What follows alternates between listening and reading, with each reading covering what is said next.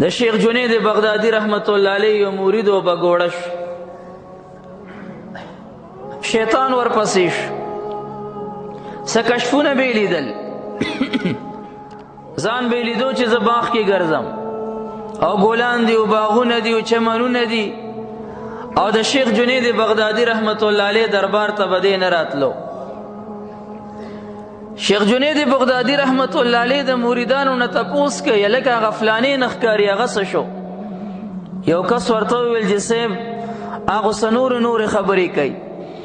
هغه وایي چې زما مقام د شیخ جنید بغدادي رحمت الله علیه نه اوچت شوی دی، ما ته کشفونه کېږي او زه جنت کې ګرځم او زه باغونه وینم او زه چمنونه وینم.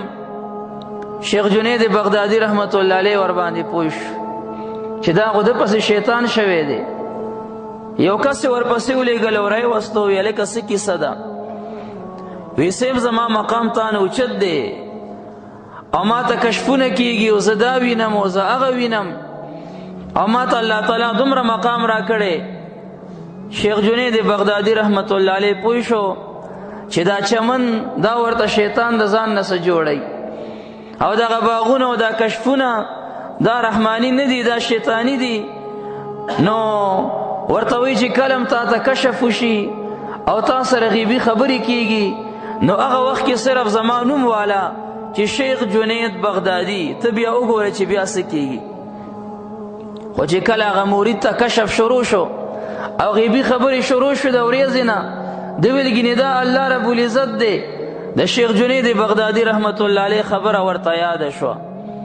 بس د ویل شیخ جنید او د څنګه د جنید نامه یې اخسته نو یو ډیران باندې پروت و. بیا نه کشف و نه باغ و نه غیبي خبرې وي. هغه شیطانو د اولیاو په نامه کې دومره تاثیر دی چې د هغه ولی نامه واخسته، شیطانی کشف ختم، شیطان وتښتېدلو او د باغ په ځای د یو ډیران کې بیا پروت و.